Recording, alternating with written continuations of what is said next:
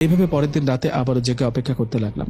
বেশ কিছুক্ষণ পর আগের রাতের মতো জানালা ভেদ করে ওই পরীটা আস্তে আস্তে আমার রুমে ঢুকে আমার পায়ের কাছে এসে দাঁড়ালো। আজ পরী পায়ের কাছে এসে দাঁড়াতে আমি বললাম, আপনি কে, কথা বলুন, আমি আপনার সাথে কথা বলতে চাই। আমার কথায় পরী তো কোনো উত্তর দিল না। আজকেও আমার আওয়াজ পেয়ে চলে গেল। কি ব্যাপার, পরীর সাথে কথা বলতে চাই বলে না, ও কি চায় আমার কাছে? আমার কাছে যদি ভালো মতলবে আসতো তাহলে তো কথা বলতো।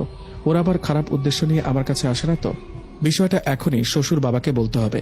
উনি ওনার সাথে থাকে, জিনের মাধ্যমে খোঁজ নিয়ে দেখবেন কোনো সমস্যা কিনা। এসব ভাবতে ভাবতে ঘুমিয়ে পড়লাম। পরের দিন সকালে শ্বশুর বাবার সাথে দেখা হতেই আমি কিছু না বলার আগে উনি আমাকে বললেন, জামাই বাবা তুমি আসছো, ভালোই হলো। তুমি না আসলে আমি তোমার কাছে যেতাম। কেন বাবা, কোনো সমস্যা কি? হ্যাঁ, আসলে তোমাকে নিয়ে আবারও ষড়যন্ত্র করছে তোমার বন্ধু সবুজ। তোমাকে কালো জাদু করে ব্যর্থ হওয়ায় সেই কবিরাজও রেগে আছে তোমার উপর। সেই কবিরাজ খারাপ জিনকে দিয়ে তোমাকে মারতে ব্যর্থ হওয়ায় উনি আবারও তোমার উপর কালো জাদু করতে চায়। কিন্তু এবার যে জিনটাকে পাঠাবে সে জিন উল্টোপাল্টা কিছু করবে না, সুযোগ পেলেই তোমাকে মেরে ফেলবে। তাই বলি একটু সাবধানে থাকবে। আর পারলে তোমার ওই বন্ধুটার সাথে দেখা করো, ওকে বুঝিয়ে বলো। তাই তো বলি, রাতে পড়ি আসে কিসের জন্য? কি জানি এটা ভালো না খারাপ। আচ্ছা বাবা ঠিক আছে, আমি সবুজের সাথে কথা বলবো, ওকে বুঝিয়ে বলবো। ওকে তুমি চলে যাও, আর বেশি চিন্তা করো না, আমি তো আছি, বড় কোনো সমস্যা হলে আমাকে জানাবে। শ্বশুর বাবার কথায় বাড়িতে চলে আসলাম। বাড়িতে এসে ভাবলাম সবুজ আমার সাথে আবারও এমনটা করলো, এখনই ওর সাথে দেখা করে বুঝিয়ে বলি, এটাই ভালো হবে। এই ভেবে সবুজকে ফোন করে ওর সাথে দেখা করলাম।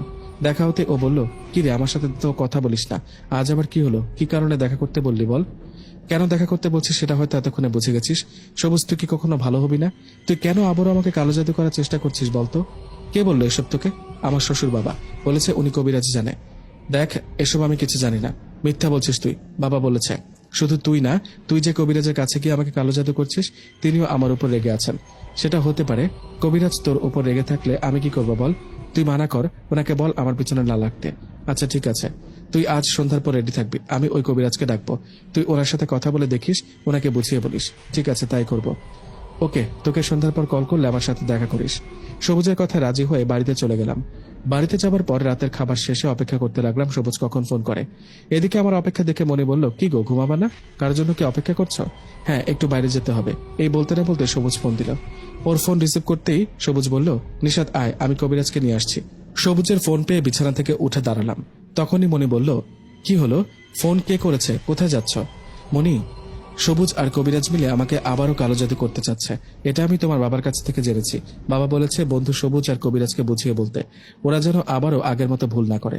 এখন বাইরে যাচ্ছি সবুজ আর কবিরাজের সাথে কথা বলতে। আমিও যাব তোমার সাথে, তোমাকে একা যেতে দিব না। আরে না, রাতের বেলা তোমার যেতে হবে না, ভয় পেও না, আমার কিচ্ছু হবে না। না না, আমি তোমাকে একা যেতে দিব না, দয়া করে আমাকে সাথে নিয়ে চলো। কেমন ঝামেলায় বললাম, আচ্ছা চলো।